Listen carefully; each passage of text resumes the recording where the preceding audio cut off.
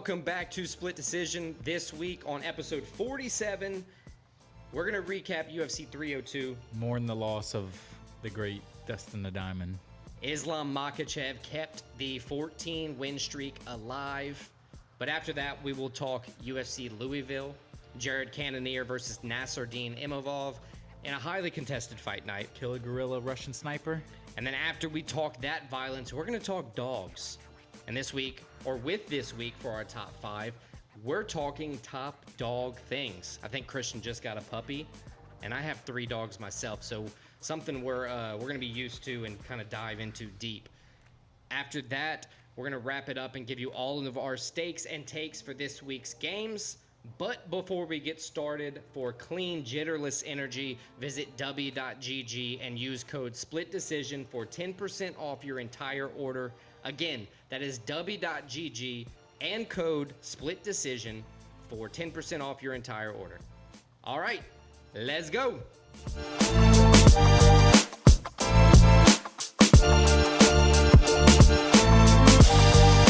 UFC 302 this past weekend, we saw our favorite fighter lose. It was a tough one to watch. He put on a valiant effort, showed his heart. I think earned even more respect, even though he's one of the most respected fighters. That's Dustin the Diamond Poirier. I have to agree. And then hats off to Islam. Proved he's pound for pound number one. Showed his resilience and probably his toughest fight we've seen to date. Yeah. But before we get into that main card, Alex, how about we recap the prelims? Yeah. So in Newark, New Jersey, we saw 9 decisions and 3 subs. 2 subs in the main card. So no knockouts. No knockouts. This is a rare card. Opening the card, we saw Mitch Raposo. He lost his UFC debut to the formerly bitten Andre Lima. Andre Lima missed weight by 5 pounds. And I imagine... It's a big miss. Yeah, I imagine if the weight was close, if the weight had been cut and Andre Lima came in close, this was going to be a way more different fight. The competitiveness was going to be there for Raposo. He didn't back down, but Lima was able to win by decision overall. Going forward, we saw... He didn't get bit this time. What's that? No bites this time. No bites. Good thing for Raposo. You don't want to bite anybody in the UFC. Especially on your debut. Or just in general. It's usually a good rule of thumb to go by. No biting, like we're going to tell our dogs. Eileen Perez settled the bad blood with Jocelyn Edwards in the next fight. Perez earned a knockdown early, 6 takedowns, several reverses, and then 1 final winning twerk. It was an impressive performance where, like I said, she did everything necessary to win the fight. The Habibi, Basil Hafez, delivered Mickey Gall his 3rd straight loss, outstriking and outscoring Gall on the cards. This was a great fight. It was a very good fight. Both guys showing some heart. Both guys showing some toughness. At the end there, Hafez looked a little gassed, but he waved his arms out and he threw strikes when he needed to secure the decision victory again. Hey, nobody says you can't be tired. You just got to be able to push through that. Right. You have to fight the adversity. Phil Rowe dropped his 2nd straight fight by decision after not being able to secure much offense. I'm a big Phil Rowe fan, but yeah, his last couple fights have been a little lackluster. Yeah. He has the length. He's a striker. He has a good ground game. You think he has the talent to do it, but it's just he's been missing something. Right. Yeah. The Celtic kid Jake Matthews came out with his aggressive style, proving that the aggressive style, the freestyle, it's enough. You just have to put it to use. Next, Grant Dawson stayed poised through adversity to outlast the guillotine early, the deep guillotine, and he won the following 2 rounds, in my opinion, clearly. Joe Solecki, he did everything he could. It was a wrestling. We knew it was going to be a grappling fight coming in, and this one was great. Dawson did everything he needed to do, and in my opinion, won wholeheartedly. He fought the adversity, did everything needed. Now, moving on to the heavyweight division, this was originally on the main card. Jailton Almeida made a quick we actually talked about this one as one of our featured fights, right? Because it was a main card fight. Almeida made quick work of Alexander Romanov. He secured the takedown, looked for the rear naked choke. Halfway through the first round, was able to lock it in, and I think, honestly, this is the kind of fight we've been waiting for Almeida. We know he's great on the ground. He's dominant on the ground. I think go out there and finish the fight, and that's what he did. He did it quickly. Yep, and I think he redeemed himself of that Chris Curtis knockout. staying into that takedown when you already got so many. He wasted no time here. And yes, because the heavyweight division is how it is, I mean, you win this fight, and wins another fight, he's right back where he was before the Curtis fight, or the Curtis Blades fight. He's right there. And then finishing off the prelims, Roman Kopylov gave Cesar Almeida his first career loss, grabbing 5 out of 9 takedowns and a solid knockdown for the split decision. Yeah, impressive performance from Kopylov. I like Kopylov. One of his first fights in the UFC, we were right when we were starting to do this. Put him on my radar. I've been liking him ever since. He's a rising star in the UFC. One of the many fights in this fight card where the judging was questionable and it was a split decision where it probably should not have been a split decision win for him. Honestly, though, if we could have taken that questionable judging and take it all the way to the main card, I wouldn't have complained about any fight on this one. Let's move on to the first fight of the main card. Rude Boy Randy Brown taking on Elizeu Zaleski dos Santos. The longest name. Longest name versus the longest reach. And, a long fight. Unanimous decision. Long fight. Randy Brown looked really good in this fight. He continued to show, I think this is now 7 out of 8 wins he has. Yep, 7 out of 8. I mean, he continues moving up. He's a guy that he has all the talent in the world. He has all the physical tools, God-given tools. Yep. Where if he continues to put it together, it's not going to be long till we see him as a serious contender in this division and serious, belt right. I agree. Challenger. But I think he's already. I mean, if you look at he's had like close to 20 fights in the UFC. It seems like. I feel like he's already a contender. He's just been fighting in that lower division because the division is so heavy. Sometimes it takes you a little while to move up, but now I think it's undeniable at this point. 7 out of 8 wins. I think he's on his kind of hot streak. I think he's a rocket fire.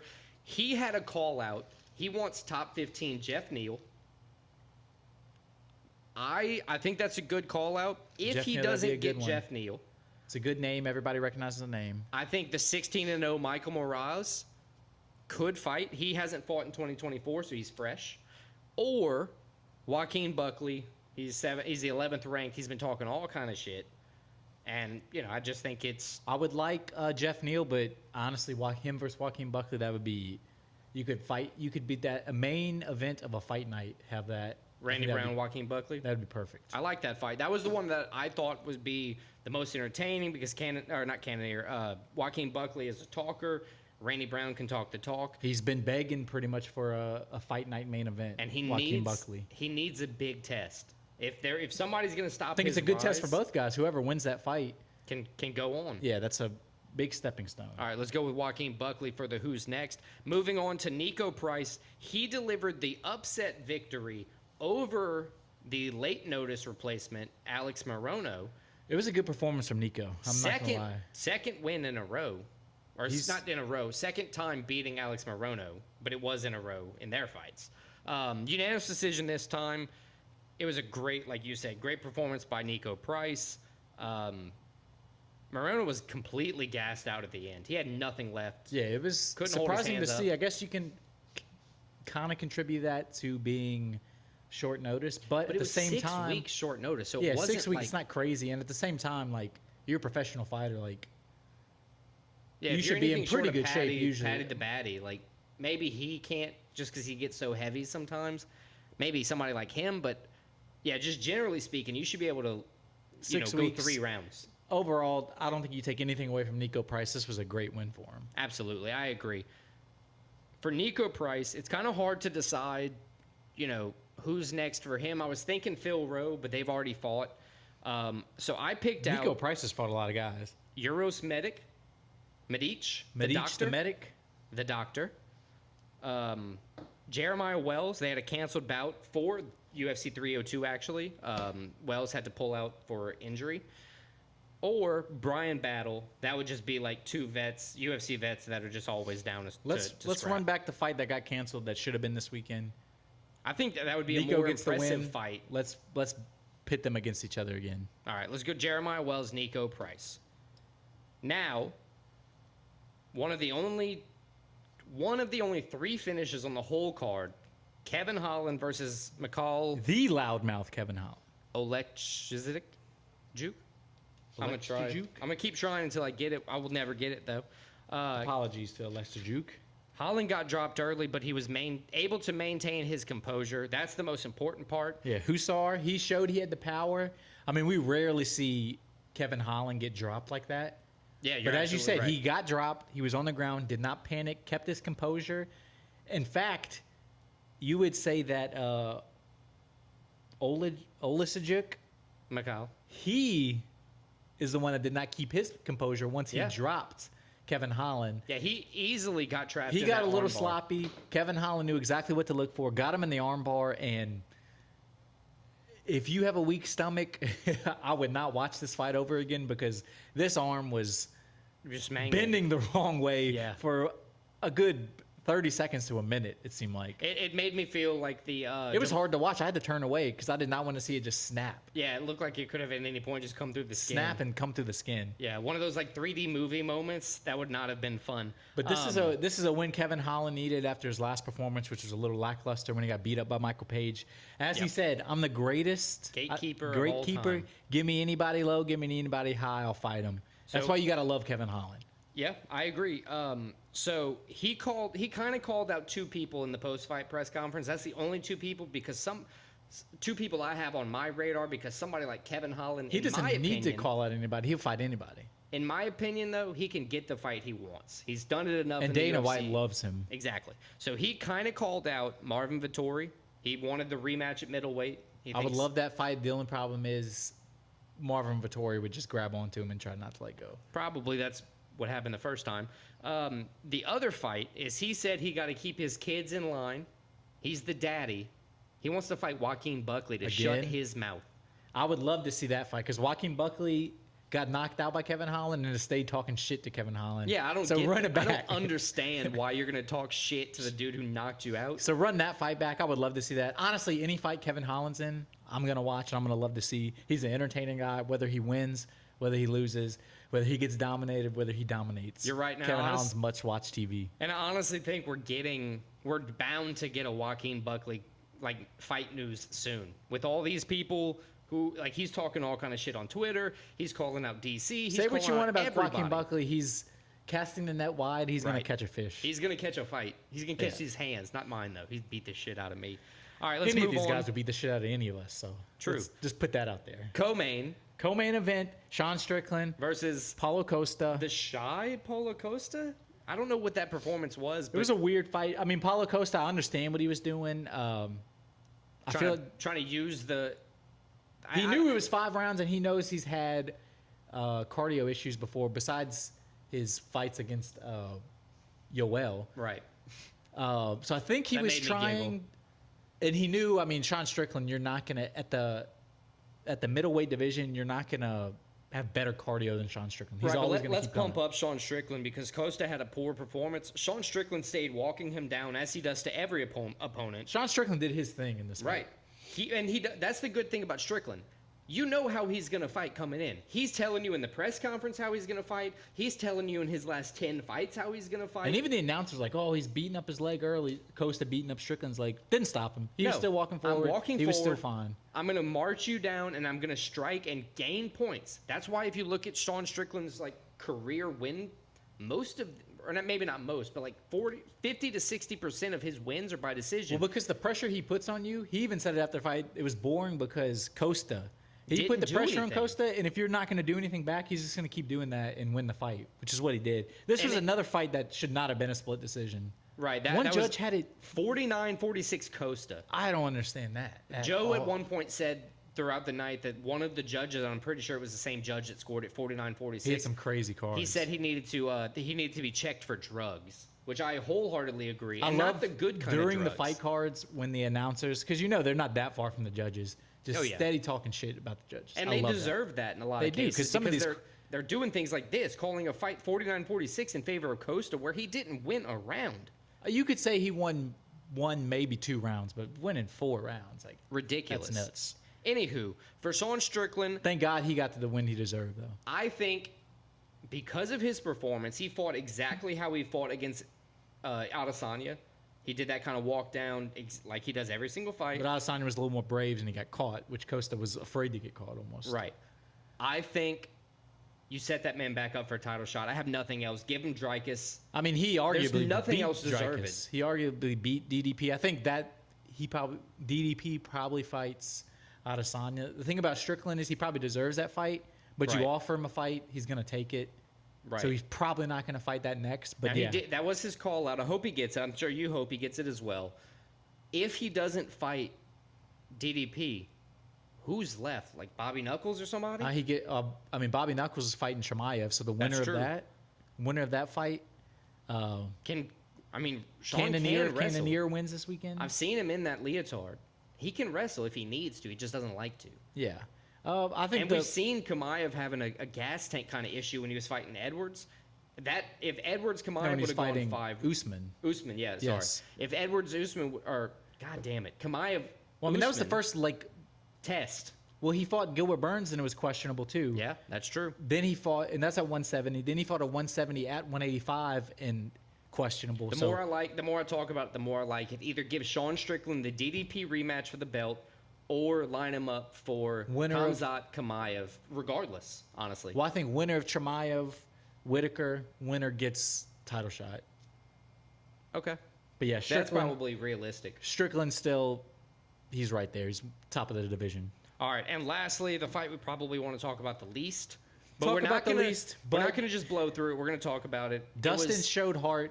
Yeah. It looked like early on this was going to be one of those like, oh shit, Dustin. Put your head in your hands and just cry. Like right away. At 11:15. Right away, it looked like Islam first, second round was just going to, got him on the back. He got him exactly where he wanted. Dustin survived. He stayed fighting hands heavy. Dustin, he hit him with a couple nice elbows. We've never seen Islam beat up like that. We've never seen him bleeding like that. Yeah, it was a hard fight. It was similar to, it was his second longest fight other than the Volk decision. And one surprising thing That's is a big thing. 2 judges had it 2-2 going into the 5th round. Now, in the 5th round, Islam ended up getting the Darce choke, getting the win. But Dustin, Don't give me we hope. talk about the questionable judges. Like, I love Dustin. I think he was losing the fight. I think it was 3-1, like one judge had it. Right. But there was a world where Dustin survives that 5th round If he could have just not been taken down with 2.5 minutes. with that crazy ankle. Right. Like he could have won that fight on the Yeah. scorecard. Yeah. But I mean, Dustin, he showed heart. He showed what everybody loved. He only gained respect. He didn't lose any respect in this fight. You got to give Islam his props. But yeah, he was Islam- a better striker than I thought he was going to be. He did well on the feet, obviously did amazing on the ground. But the 14-fight win streak says exactly what's I needed. mean, Islam, I think he's pound for pound number 1. Right. People say John Jones, but John Jones, one interesting thing, since 2021, John Jones has 1 win, 1-0. Right. Islam has like 6 or 7 finishes since 2021. Yeah, so that's the thing is like if you're going to John Jones, the GOAT. Islam is the current pound for pound number 1. if you're going to spout yourself as being the best, yada yada yada, this guy is at the very least the most active best that could be. Well, even Volk came out, I think it was today, and he said Islam's pound for pound number 1 just because of his activity. Yeah, I'd imagine. And Dana's just hyping up John because Dana's an asshole. Because and he Dana likes knows that John Jones sells more Right. than Islam. That's why he likes And there's him. more fans. Like, I'll root for John Jones in a fight way before I root for Islam, especially since he just murdered my hero. But it's also crazy because Islam, he doesn't do anything bad. John Jones is a literal criminal, but people will still cheer for him more. Shout out John Jones. But yeah, I think that wraps up UFC 302. Right before that, who do you think Islam's going to fight next? Does he go welterweight or does he fight Arman Sarukian He said next? he wants Leon Edwards if Leon wins against Bilal, which I think everybody thinks he will. I hope he doesn't. I hope he doesn't. I think he still needs to defend the belt a couple more times at 155. He's only defended it once against a 155er. If he fights 155 again, it has to be Arman, in my opinion. I think Arman, or if he goes to welterweight, you Or think he's... give him Max Holloway.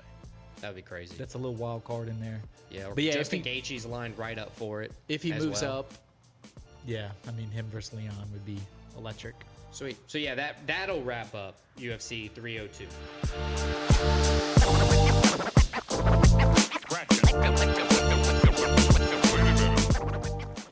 Okay, so the top 5 this week. Top 5 dog things. This is in honor of, I just got a new puppy, a golden retriever, Voltaire. Hope he shits in your bed. Hasn't shit, he pissed once, but it's That's gonna bound be to like, how old is he? He's 7 weeks old yesterday. Yeah, that's gonna be for like the next 5 weeks at least. Until you So- hit him one good time, and he's like, "Oh, I shouldn't do that." Got it. I just got a puppy. Alex, you have 3 dogs. I got 3 heathens myself. Yes. So what better thing to do? Top 5 dogs things. Everybody loves dogs. There's so many things to love about them. I think this week's graphic is just gonna be our dogs. That'd be perfect. Yeah. But yeah, I think I have first pick in top 5 dog things. Is that correct? First pick After in top your dog beach things. vacation last week. What is your favorite dog thing, bro? So my favorite dog thing. This is actually my guest pick too. Number 1 pick. Clara, my beautiful girlfriend.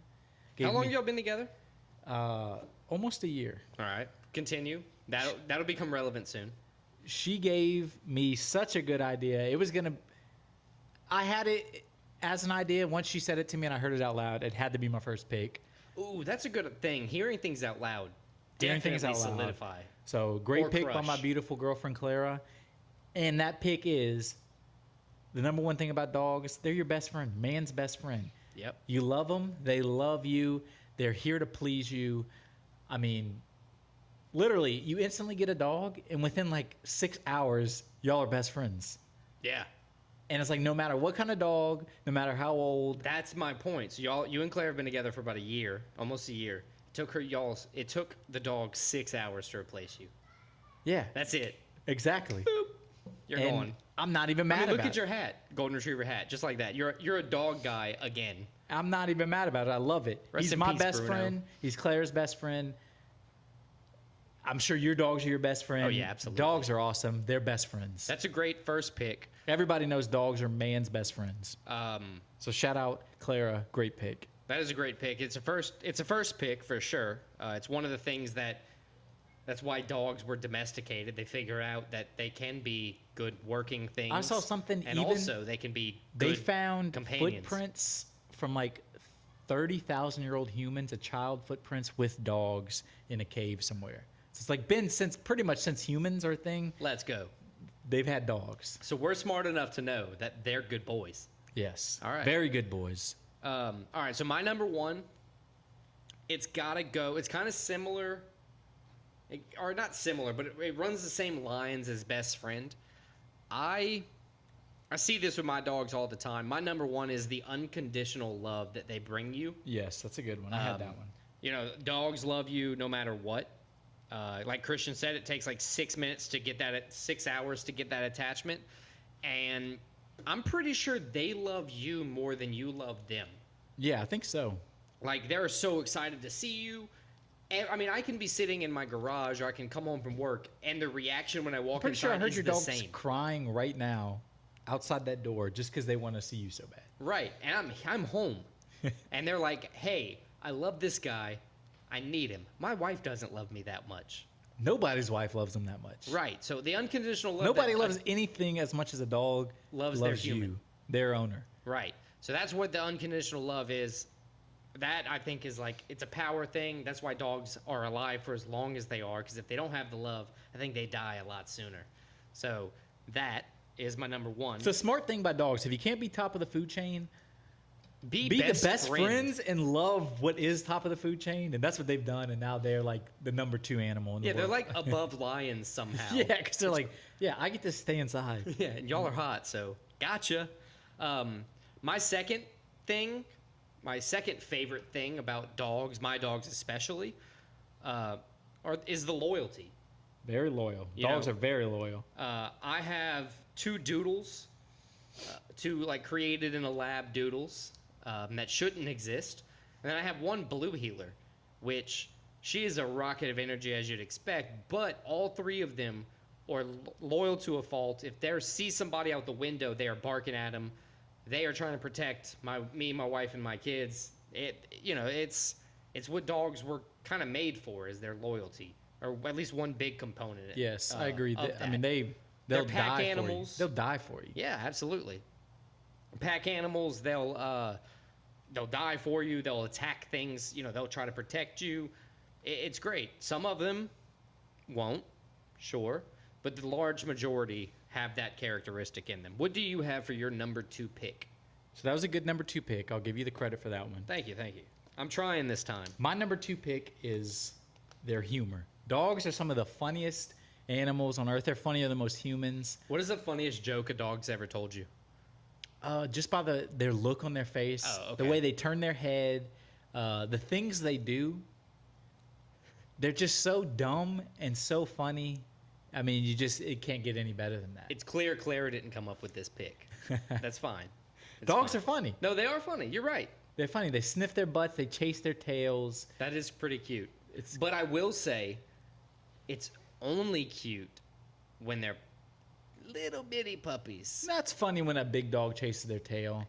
When he does something dumb. They can be funny. That little head turn, that's so funny. Damn. Yeah, the head turn. The head cute. turn's funny. The head turn's cute. I'll give you that. That is a good one. So dogs are the funniest animals on earth, besides humans. Even, as I said, a lot of them are funnier than humans. Yeah. Not the funniest humans, but... They're definitely funnier than Trinity Carter. Sure. So dog...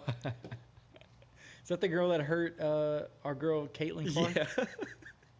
I agree with that. There's a video playing on the desktop right now, and it's just her talking shit. And I'm like, I hate this lady. All right, so that's my number 2 pick, their humor. My number 3 pick. Dog sense of humor is the best. They get all my jokes. They do. They laugh. My number 3 pick is... When you said humor, the only thing I think about was that bulldog with his head upside down smiling and his balls with the sunglasses on It's it. funny. He didn't make that joke, though, Christian. But he kind of did. In case you didn't notice. Their joke couldn't have been there without him. Without the Squidward?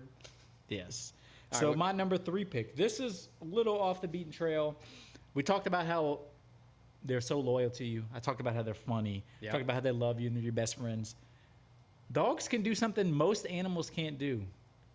These motherfuckers can work. They can Yeah. be police dogs. They can sniff bombs. They can be therapy dogs. They can do a lot of different things that you don't think of. Hang on. So dogs can actually work. Do you know how They're they get 'em? useful. Do you know they have... This may be a rumor. I'm not sure, but I'm going to say it out loud, and it's going to go on the internet for everybody to hear. You know how they get dogs to, like, become drug-sniffing dogs? How's that? I'm pretty sure they give them some of the drugs. I don't think they do. I'm Pretty pretty sure they sure. let them sniff the drugs and then give them a treat. Give And them the they're like, "Hey." drug. They give them the drug, and they're like, the dog's like, damn, that drug's so When good. I was on a flight recently, the drug is so good. He's like, damn, let me go find some more. And now he's on a life path forever, when I was hunting more drugs. on a flight recently, or waiting in the airport for a flight, they were in the Houston airport. They were training a bomb sniffing dog. Did you get scared? No, because I knew he was a trainer. Because they weren't actually training the dog. They were training the handler how to do the dog. How to handle the dog? Yes, how to handle the dog and how to properly get him to sniff the right things. That's pretty But cool. it was just interesting, and it's just goes to show you, dogs can do it all. They have such a wide range where they can make you laugh. They do love you, but when it comes down to brass tacks, they do something most animals can't do, and that's work. They can work for a living. So dogs working, that's my number 3 pick. Give them thumbs, they'll rule the world, huh? They would. What's your number 3 pick? Already back to me, huh? Those are good. Those are good picks. Man, I gotta go with the Zoomies for my number 3 pick. There's a certain point in the day that every dog experiences. They get the biggest burst of energy and they have to let it out, inside or out. Sprinting around the house, jumping. They're. I do love it. The Zoomies are my personal favorite part of the day. Like we said, I have 3 dogs, so seeing the Zoomies inside my house at 8:30 p.m., 9 p.m. And that just goes back to the funny. They're so funny when they do that. I didn't say it was a bad pick. I was just making humor with your humor. I'm not saying you did. I'm just emphasizing What are my you pick. fussing about, man? Who hurt you? Emphasizing my pick. I love the Zoomies. It's very funny. Yeah, It's like a dog telling a joke. Yeah. Well, I'm laughing. Well, it's good. The Zoomies are great. They have to let it all out. That's pretty much all it is. After that, my number 4 pick, I'm going to go with Fetch. It's a dual purpose thing. It's a stress reliever for the human, but also it's an energy release for the dog. I do love it, It's but play and it's work. One of my 3 dogs really loves it. I was going to One of say them kind of loves it, and one of them doesn't. I love it, but most dogs don't play it right. They don't bring it back to you. See, I have the odds in my favor. I have enough dogs to where One of them's gonna. one of them's bound to bring it to me eventually. So if I just stand around, throw it, You're I'll gonna get get it the ball back. back. Or at least 1 or 2 steps away. I get that. But playing fetch, like for the humans, like I said, it's a good stress relief. It gives us, that kind of connection where the dog like is pleased doing something for us. It kind of brings that loyalty, firms up the connection. It shows the love on both sides. I think playing fetch is a really good, just kind of honest, fun thing that goes across all ages and everybody loves it about dogs. Can't play fetch with a cat. Can't. Well, you may be able to, but I'm not gonna. Very rare. Yeah. It's a special cat. Fuck a cat. Yeah. You ain't gonna see top 5 cat things on this podcast. No way. What you got is your So my number 4 4th is pick, sir. one of the most famous dogs, at least in America. Oh, you're going with a dog. with a dog. Top dog. I said I got a golden retriever recently. This is a famous golden retriever. One of the most famous. Oh, I didn't even think of him. Air Bud, my number 4 pick. Air Bud can play sports. He beats kids. He ends sporting careers. He's a good dog. He can make baskets. He can play basketball. He can play football. He can play soccer. He can probably play hockey and track. They probably have those movies too. They do. They definitely have a hockey movie. And dogs can run, so why would he not be able to do track? That should be the one he fucking can idiot. do now. Yeah. That should have been the premise of the first movie. I will say Air about Bud running Air a Bud, 100-meter dash. that is the first movie I can remember crying It's to such a when I good was a movie. kid. I was like And 5 that or 6 random years guy old. just hates him. Yeah, it's like, why are you just Why are you mad at a He's a 1-year-old dog. golden retriever? a clown dog? His job was a clown. Hence, the dog had a job. He was working, Yeah. Another dog that works. and the kid loved him. This whole top 5 is just Air Bud. No, that's a great pick. Yeah, so my number 4, he's one of, at least American-wise, Air Bud is like built into the culture. Like everybody knows Air Bud, everybody loves Air Bud. He can play sports and he's a dog. What's not to love? And he's sweet. So Air Bud, Yeah. my number 4 pick. Maybe pooping in the house is not to love if he did that. I But if he doubt- can play, if you can make a basket, if you can switch, you're not you can shitting line on the up. floor. If you can line up not, if you can line up. If he's less not going offsides, offsides, yeah. If you're less offsides than Kadarius Toney as a dog, you can shit in my house. If he can hit a home run, if he can time was he it, hitting home runs? I'm sure he was. He was hitting ding. My boy was hitting dingers. I'm sure he was. All right. If he can time the swing of the bat, he's not shitting in the house. Is your 5th pick just Air Bud's puppies? I wish. If I would have thought of that, yes. My 5th pick, though, it's going to be dog memes. Ooh. There's a bunch of good dog memes. There's the side-eye dog. That's like, Yeah, I like it. there's the Dogecoin dog. There's the video of the dog with the green screen where it's like the panicked. Yeah, the panic dog, and they're looking at each other. They're like, oh shit, something's happening. There's the one with the big eyes. That's like, they zoom in. It's like the black lab. Dog memes are funny. It goes just back to how funny dogs are. Their Yeah. expressions and everything are just the funniest thing. I like how you got into dog humor things. You somehow orchestrated that dogs have humor 2 different ways in this top 5, but I appreciate So it. dog memes, my number 5. That's a good pick. My number 5, I was hoping you wouldn't say it. I didn't expect you to because it's not something you would do or it's not something I would do, but it's definitely something dogs can be used for. Bring them to a park. Dogs can be used to pick up chicks. That is true. Dogs Dogs they are attract people. They attract people. They attract nice people. And I will say, if you bring a dog to a park and you're single, if a cute lady walks up to you, there's a good chance she's going to be single. Good way to break the ice. Right. Dogs, natural icebreaker. Dogs kind of get your foot in the door. And then you can happily be replaced 6 hours into the relationship. Exactly. And then once y'all break up, she'll take the dog. Now you're sad. Now you're alone and sad. Picking up chicks is the best with a dog, isn't it? That's a good pick. That's a good pick. I do have one honorable mention I wanted to mention. I don't think, because he's not well, it's a famous dog again, but he's not well known enough to be on my top 5. Who? His name was Mayor Max. Oh my God. He was elected in 2012, elected the mayor of Idlewild, California. He then died a year later. Was he what did assassinated? What did the town do when he died? They elected his son, Mayor Max II, as the mayor. It's a golden retriever lineage of mayors in this town. Oh my God, that is terrible. And I love it. As I said, he's not well known enough to be in my top 5, but I just had to mention him. Okay, well, if you're giving it top 5, I'm going to give one top 5, and I just Honorable mention, you mean? yeah, well, honorable mention. I'm sorry. This is it. When a dog just walks up to you, and when they want attention, the head and the lap move. Yes. Just laying their head down. They're like, "Hey, please pet me." Talk to me. Yeah, just give me something. That was an honorable mention. I seriously considered putting it on my list. It just there was too many better things when you're throwing out humor. So let's recap it. My number 1 was dogs are a man's best friend. My number 2 is the dog's humor. My number 3 is dog jobs. They can work. Number 4, Air Bud, the most famous and best athletic dog we've ever seen. And number 5, the numerous dog memes. And my number 1 is their unconditional love. Number 2 is their loyalty. Number 3 are the zoomies. 4 is playing fetch. And 5 is picking up chicks, dying a lonely, lonely life. There you have it. Dogs.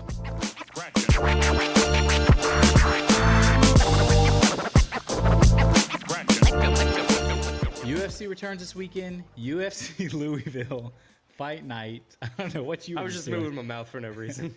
It's a fight night, but in front of a live crowd, a crowd that doesn't get a lot of fights, so it's going to be probably an electric environment. So I always like that. 6-fight main card. We're going to cover all the main card fights, and we're going to start with the Caramel Thunder. Wow. Miguel Baeza? Baeza? I don't know. Baeza? Punahele Soriano. Puna for short. There you go. Both guys coming in a little bit on the losing streak. Caramel Thunder, 3-3 in the UFC, but with 3 straight losses. Keep thinking of Tropic Thunder when you say Caramel I do Thunder. too. Soriano, 3-4 in the UFC, 2 straight losses, lost 4 out of his last 5. So both guys came in the UFC, started hot, started well. Lately, have not been hot, have not been well. Right. How do you see this fight going, Alex? This fight, I see going one way with a winner and a loser. Well, I'm going to laugh in your face when there's a draw. Yeah, that would be a bad call out. The one time you say there's going to be a winner, it's a draw. No, Baeza is 1-0 against southpaw opponents, which Mr. Soriano is. Baeza, all 3 of his wins, too, are by finish, too, which is just something to look at. Just to take a peek. Now, that 1-0 is while fighting shorter reach, which Puna also has. So those two kind of things couple against Puna altogether. Neither fighter's won by decision in the UFC. Like you said, they started okay, been bad lately. Soriano has been a lot more active. He last fought in December of 23. Baeza, this is his first fight since April of 2022, so over 2 years. So it's been a long time. Yep. And that was because he got knocked out first round, and then the fight before that, he got knocked out as well. Well, that's not because of. Well, I'm sure that plays a pretty big factor into it. He's 3 inches bigger. He's 6'2". Puna's 5'11". He's got a little bit of a reach advantage. I think if he doesn't have ring rust, he's going to come out here, and I think he's going to be able to beat Punahele Soriano. So I pick Miguel Baeza by decision. Both guys, as we've said multiple times, have been on the losing end lately. Yeah. I'm going with Soriano simply because of the fact he has been more active. He's fought more recently. He's been fighting more recently. Baeza, over 2 years off. After losing 3 in a row, it's going to be hard to come back. Maybe he reignited himself. Maybe not. I'm banking on Soriano, though. I'm picking Soriano to win the fight. That's cool. Let's go to the middleweight division next for the next fight. We have Julian Marquez taking on Zachary Reese. He's kind of been like a bolt of lightning coming in his career. Zachary Reese. He's 6-1, but 0-1 in the UFC. He got knocked out in his first UFC fight. He did in December. That's okay. You know, and he's taking on Marquez, 3-3 in the UFC, but 2 straight losses. I say it's okay because he fought and lost to Cody Brundage. That, to me, isn't an anomaly by any stance, but we know who Cody Brundage is as a fighter. We do, but we know he's not the top of the level. We know he's a pretty good. But I think it's with a knockout, I think it's possible to just get caught. You know it is. I mean, it's always possible to just get caught at this level. He was 6-0 coming in. That's the first blemish on his career. But in the Contender Series, Zachary Reese in one fight had like 11 sub attempts and then choked the dude out. Marquez has never been subbed before. I think that kind of look is going to make everything change for Julian Marquez. I think that kind of all goes forward to say that Zachary Reese is going to win. One Not interesting by thing, submission necessarily, just he's going to win the fight. Marquez, he's lost 2 in a row, as I said. You know when his last win was? April of 2021. It's been over 3 years for him. He has a lot of other things going on besides fighting. Like he has a successful podcast. He's big on social media. Maybe his head's not in it. I don't want to say that. I'm not going to suggest that. Zachary Reese also has a 5-inch reach advantage. 5-inch reach advantage. I think is always significant because you can physically hit them from further away. I think we know who Marquez is. We're not sure who Zachary Reese is. He, as you said, he got caught by Brundage. I'm agreeing with you. I think Reese rebounds. I think he gets his first UFC win. And I'm picking Reese. I think it's by finish. Neither guy is much of a decision fighter. All right, there we go. I think Reese gets the finish. Let's jump over to 185 pounds. The Hulk. The middleweight division. Bruno, the Hulk Ferreira, taking on Dustin Stoltzfus. Ferreira, he lost 2 fights ago. First career loss. Right. What did he do? He bounced back in January by getting a first-round knockout. Both of his UFC wins are with first-round knockouts. That's always a big question, though, when a guy gets their first loss. How are they going to rebound? He rebounded by staying the exact same guy and doing exactly what he does.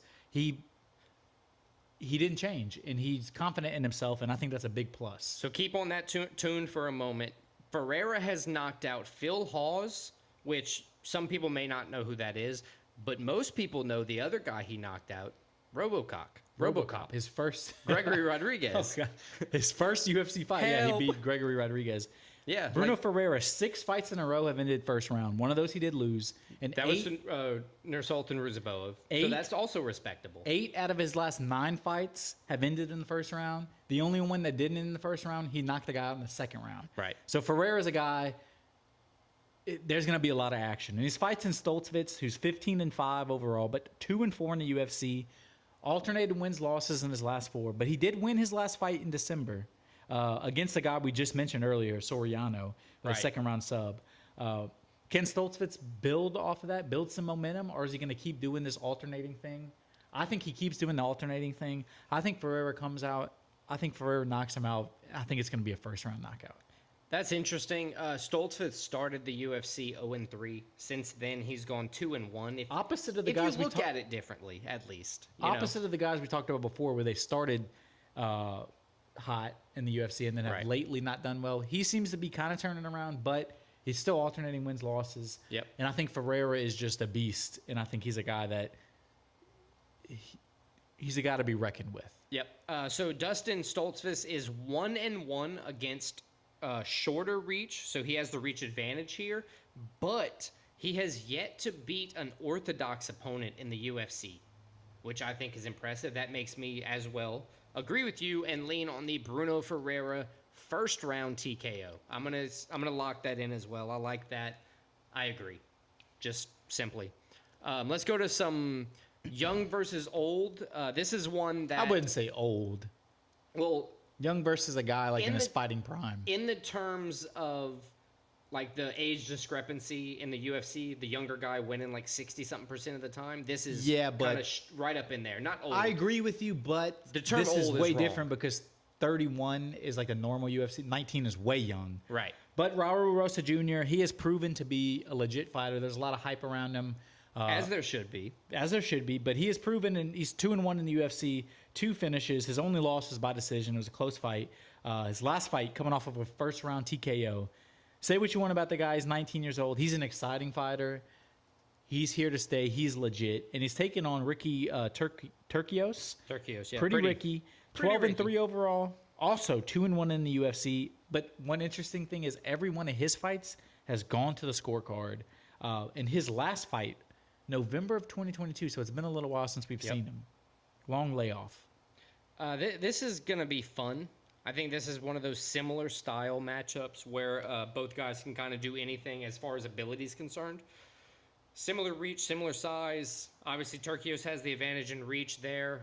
He's a little bit older. He's, like you said, fighting in his prime. I think the biggest difference is the most one guy developed, in my opinion. gets finishes, and that's the young 19-year-old Yep. Rosa Jr. One guy, pretty much in his career, this isn't a dig or anything, but he goes to the scorecard and he relies on the scorecard. Yeah, and look, if that's how you fight, more props to you. I mean, look at Sean Strickland. We You're talked not, about him look, earlier. that That's what means he you're not does. getting finished. At the Exactly. end of the day, that means you're strong enough to fight the defense. You're not getting knocked out. You're not getting taken down to the ground and subbed out. They can't get you there. Like his takedown accuracy may be 25%, but his defense is way higher. So I think this is going to be a very tough test for Rosa Jr. I think Yep. it's going to be an entertaining fight. I think the odds are not very indicative of how close the fight's actually going to be. Minus 235 and plus 190 with Rosa being the favorite. I think it's probably more like a minus 150 plus 115. I agree with you, but I'm still thinking Rosa gets the win. I think this is going to be his first decision win, too. Now, while we say these guys are very similar, both guys are 1-1 in reach. So Rosa's 1-1 in longer reach. Turkios is 1-1 in shorter reach. These guys match up very well. I think Dana and Sean Shelby are just trying to really figure out which one of the two is going on the next kind of run in the bantamweight division, because this is another division that is pretty crowded. It's got I think a they're lot trying of to see strong how good Rosa competition. Jr. is, too. And we know with an age at 19, Rosa Jr. is going to be in for a long time. And Turkey is fighting in his prime. He can still stay in the UFC for as long as he desires. I pick Raul Rosa winning by submission. Okay, so we both pick him just different ways. Yep. Yes, Let's sir. move on. Co-main event now. We got the Devastator, Dominic What? Reyes. The Devastator. 12 wins, 4 losses, 6-4 in the UFC, but that's 4 straight losses, 3 brutal knockout losses, and he's taking on Dustin Jacoby. 19 wins, 8 losses, 1 draw, 7 wins, 5 losses, 1 draw in the UFC. 4 of those are KO wins. He has lost 3 out of his last 4, including his last fight in December, a unanimous decision to Minifield.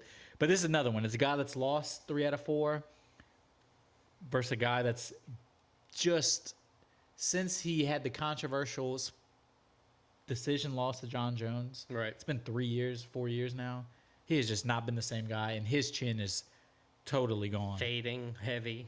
I mean, brutal knockout. Like some guys' hairlines. In his last fight against Ryan Spahn, he got Dominic Reyes, that is, just a jab. Knocked him out cold. It was just surprising to see. Yeah, he just faded so quick. And he's taken a long time off. He last fought in November 2022.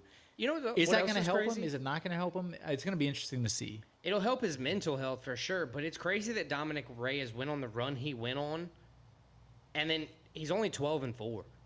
Like he was seemingly 12-0. I know, but like I'm saying, he seemingly didn't have much of like a chance at a fighting career because like he started too late, went on He like didn't a start. crazy. He was 6-0 taking on John Jones and should have won. No, I'm saying like he's 34 now. He's not even that old, but he started fighting too late in his life. I don't think he did To because have he a fought for the bunch of title at fights. 30 years old.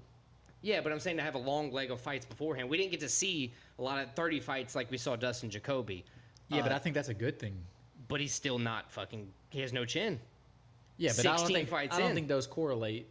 I think that's just If he would have fought sooner, maybe. he was a college football player, so he Does had that other help? things going on. I think Dustin Jacoby is going to win this fight by knockout. Yeah, I think so too. At this point, the last few fights we've seen from Dominic Reyes. But Reyes is 3-0 against shorter reach. Does that help you at all? It's only 1 inch. Yeah, but all that is before 4 or 5 years ago. Like, It what's is. going to happen? It's definitely when he was 12-0. I'm not confident in this just because I'm not confident in a guy that's lost 3 out of 4 in Jacoby. But the way Reyes, Before you say that, Dustin Jacoby's only winning as the favorite 53% of the time. So it's Yeah, so not it's like toss-up. pretty. When you look at all the things coming in for both guys, there's a lot of things that are making you feel. interesting that this is the co-main event. But I'm Right. going to go with the guy that hasn't been knocked out 3 times in a row. That's also fair. I'm going to go with Dustin Jacoby in this fight by I agree. knockout as well. Cool. Let's rock it. Going on to the main event, you got the 40-year-old. Killer Gorilla. Killer Gorilla. 40-year-old who's just hitting his prime, it seems like. Yeah, it's crazy what shape he's in. Once he moved down, If he was in Major one League of the few Baseball- guys that has moved down. Like he started at the heavyweight and Yeah. slowly moved down. And he's finally found 185, and since then he's been killer. If Gorilla. he played Major League Baseball, he'd definitely be on steroids with the kind of shape he's in. And The he's only take- reason I trust it is because he's in the UFC. and he's taking on the Russian Frenchman, if that makes sense. The sniper. From France, or fights out of France, but he's the Russian sniper, Nazardine. Nazardine Imavov. He's only Imavov. 29 years old. Only 29, taking on a 40-year-old, as you said. Jared Cannonier, 17-6, 10-6 in the UFC, but he has won 5 out of 6, 7 out of 9. Since he's moved down, he's been a totally different fighter, as we said. 2 straight wins. His last loss, I believe, was it Izzy? Izzy, which is 4-1 in his last 5. But the one stat that this isn't even a stat, it's just cool to have been able to do. Jared Cannonier's last 5 fights, 4 of them was him being a part of the main event. So this is his 5th out of 6. Yeah, so he's which a is guy- very impressive. That's something not everybody can do, especially at nearing 40 years old. I think he's the guy. He needs a little more respect than he gets because he's a legit fighter, top level fighter. But he's taking on a guy who's also legit. 5 wins, 2 losses, 1 no contest in the UFC. Yep. He's won 4 out of 6. One of those being a no contest. So only 1 loss in his last 6 fights. His last fight was a majority decision win against Roman Dolidze. I never can remember how to say his name. Dolidze. That guy, so I thought he was going to be a serious problem against Nazardine Imavov. And Imavov Just pieced him up, which kind of is pushing me into the direction I'm going for this main event here. Well, I think the winner, before we get to our picks, I think the winner of this has a legit title shot call out. And, you know, this is actually, we didn't even talk about this, but winner, not a title shot, Sean Strickland. It would line up perfect. Winner could fight Yeah. Sean Strickland if they get out of here clean. I mean, you got Jared Cannonier 4th, Nasruddin Imavov at 7th.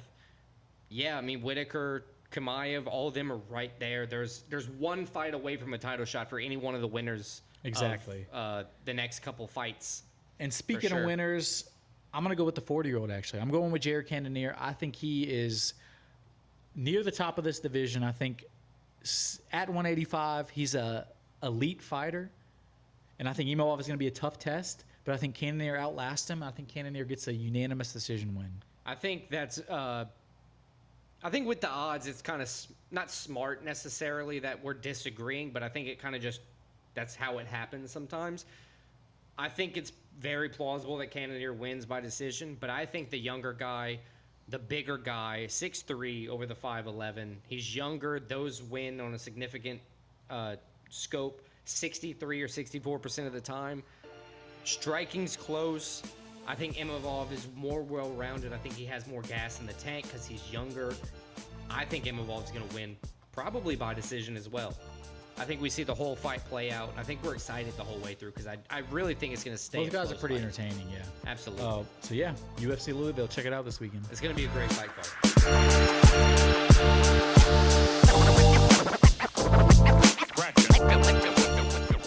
All right, so we're going to kick off this week's version, or this week's week of Stakes and Takes. This week's week.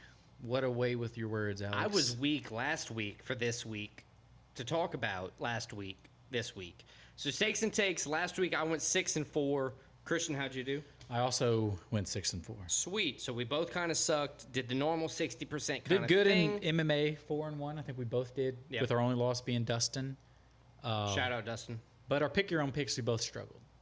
Yeah, it wasn't pretty.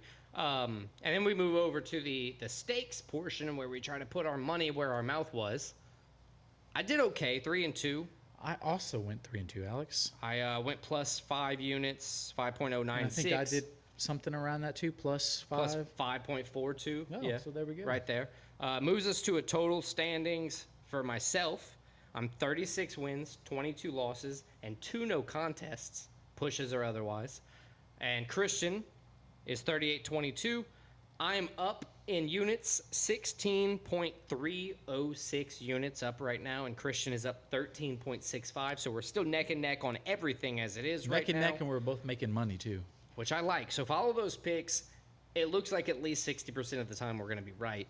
60% of the time, we're right every time. There you go. I'm 76, 42-2 overall. Christian, you are 78, 40-2 overall for season 2. I think we're at like week 14. The graphic is going to say the right week. I just can't remember. let's move on. We're bringing 4 picks each because the main card of UFC Louisville 6 fights. is 6 fights. And before we get to that, let's just run down. I had Cannonier, Jacoby, Rosa Jr., Ferreira, Reese, Soriano. And I had Imavov, Jacoby, Rosa Jr., Ferreira, Reese, and Baiza. However you say it. The 4 picks I brought, club soccer season's over. So it's international soccer. The big tournaments are about to start. We have friendlies coming up. Club is like the smaller? No, club is just like the teams. Oh, okay. Like the franchises. Gotcha. Now we're in international soccer, so it's like the countries. Okay. I So, get it now. Continue. Big tournaments are about to start, so they're all doing warm-up games for that. Friendlies, if you will. So I'll have 4 soccer friendlies international that I'm bringing. Okay. You want to... I'm talking a couple more UFC fights. I brought 2 more UFC fights. I'm talking Sunday NBA Finals Game 2. And then I'm also talking about the finish on Sunday of the PGA Memorial Tournament. Okay. I have a couple things in line for those. So how do you want to lay it out? Do you want to just go all soccer and then I kind of go I'll give everything you all I got? I'll give you all my picks. You give me all your picks. That'll work. So first pick, I got Scotland taking on Finland. Scotland is the minus 155 favorite. Finland plus 375 underdog. These teams have never met in international soccer. Scotland, both teams warming up for the Euros coming up next weekend. They're playing in Scotland, in Glasgow. I got the home team Scotland getting the dub. Why? You just think that? They're at home. I think they have a little more talent than Finland. Fair assumption. All right, now we go to Germany. I based picks on way less. Now we go to Germany, and it's the Germans, the minus 300 favorites, taking on the plus 650 underdogs, Greece. Germany, a friendly. They are hosting the European Championships starting next Friday. These 2 teams, the last time they met was all the way back in 2012, so it doesn't really mean too much. Germany did win that 4-2. Germany, one of the most talented teams in Europe, has a lot of players at big clubs. Greece, few good players. You know, they're not known as an international powerhouse. Okay. I think being in Germany, the game, and Germany about to host the tournament, I think they're going to be firing on all cylinders. I got Germany winning that game. Now, out of the 2 games you've given so far, will I have ever heard of any name of any player on the roster?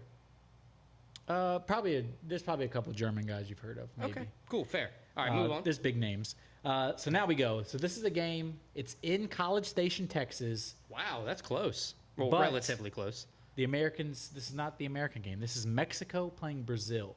Oh. Now, the reason they're playing in America is, first of all, our stadiums are better. The gangs in Brazil? But the Copa America, get this, the South American Championships are hosted in America starting next week, hosting the United States of America. Nice. So we have a few North American teams playing in the South American Championships. This is a warm-up to that. USA. Mexico plus 425 underdogs taking on the powerhouse Brazilians, minus 175. These 2 teams have met. They meet a lot in World Cups. The last time they met was the 2018 World Cup. Brazil won 2-0. Brazil, usually it's a tough match where Mexico shows a lot of heart, but Brazil has the more talent. They usually win the game. I think that exact thing happens this time. I got the Brazilians beating the Mexicans. Speaking of Brazil, the NFL is playing some Brazil games, and they instructed the Packers and the Eagles that are playing in Brazil that because of the gangs associated with green, they can't wear green. I think it's all right. So they'll be traveling to and from the game in armored vehicles and such. They'll be all right. That's fun. The last game, we got the Americans. The United States hosting Colombia. Oh, you're going to talk about America for in once? Washington, D.C. I usually have an MLS game in there. Calm down. I know. When Messi's playing. When? The American. This when is the non-Americans playing, I talk about the one American team. A dead even in terms of odds. Both are plus 160 to win the game. The last time these 2 teams played was January of 23 in a friendly. It was 0-0. Colombia's coming on a hot streak. They've won their last 5. U.S. has won their last 2. Oof. I think the Americans, just being at home, they're about to host this tournament, much like the Germans. They're going to be firing on all cylinders. They're excited to host Copa America next week. This is leading up to that. I got the Americans winning a close, hard-fought game against the Colombians. Okay. So I got Scotland beating Finland, Germany beating Greece, Brazil beating Mexico, USA beating Colombia. 1, 2, 3, 4. All right, you couple that with your UFC Louisville picks. That It's to 10 me picks. sounds like 10. I'm going to run through my 10 and the reasons why. I have 2 picks from UFC Louisville that I want to add. I just like the fights. I like the fighters. I got Thiago Moises versus Ludovic Klein. In Thiago Moises' last 5, he's 3-2. I think Klein has the advantage here. He's 4-0-1 in his last 5. He's won several times by decision. In that time, he has the reach. He's left-handed. He's got the advantage on the cards. I think Ludovic Klein's going to win the fight. Charles Radke versus Carlos Prats. Radke in his last 5 is 5-0, but he's 2-0 in the UFC. Prats is also 5-0 in his last 5. He's 1-0 in the UFC, but Prats has 2 won. undefeated guys, UFC-wise. Right. Prats has won all 5 of his last 5 by knockout. So that's pretty impressive there.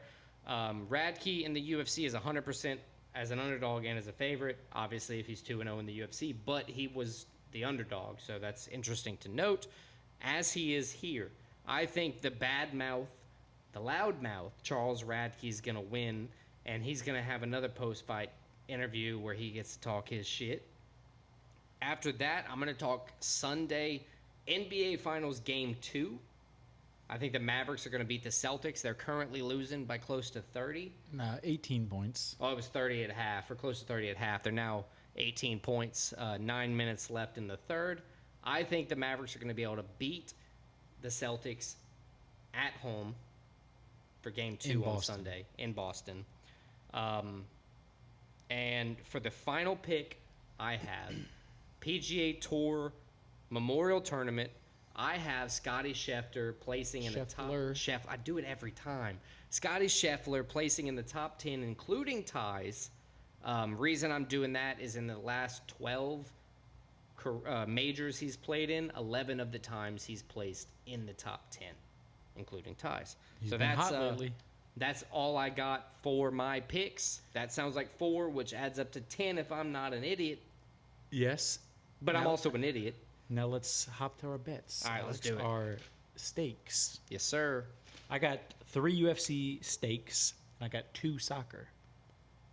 I have 4 UFC and 1 golf. I'll give you my... Golf. You give me your UFC. I'll right. give you my UFC. So I'm doing 2 units across the board. So 2 on everything is going to add up to 10. Zach Reese, money line plus 110. I got him winning there. Bruno Ferreira, money line minus 270. Raul Rosa, minus 245. And Ludovic Klein, minus 130. Those are all my 4 golf. And I got 4 MMA, I got 1 golf after. Way to spoil it. So my 3 MMA, I got 1 unit, the Hulk Ferreira, minus 270. 1 unit Rosa Jr., minus 235. 2 units Jared Cannonier, plus 100. And then I'm going to give you my 2 soccer I have. Yes, sir. 3 units Germany, minus 300. Uh-oh. And I got 3 units Brazil, minus 175. The bad boys. All right. And for my final bet, I'm doing a golf special. I already placed the bet, and I wrote down the terminology as follows. Scotty Scheffler, Rory McIlroy, Xander Schauffele, all in the top 20 to finish the tournament, including ties, and that is at a minus 115 odds. It's not bad. I like that one. I put 2 units across the board. So I hope that 6-4 turns into a 5-0 and 10-0 this week. I can't hope you lose everything because that would mean I have a lot of the also same lose. picks. So I hope you do well this week, sir. And with that, so that's stakes, that's takes. I'm and full. I think that wraps up episode 47 of Split Decision. Check us out next week, episode 48. We'll have the recap of UFC Louisville. We'll have UFC Fight Night Perez versus the Japanese undefeated fighter Tatsuro Tairo. We'll give you our top 5. We'll give you some more stakes and takes. We'll go over our stakes and takes from this week. So be sure to check it out. All right, guys. Peace.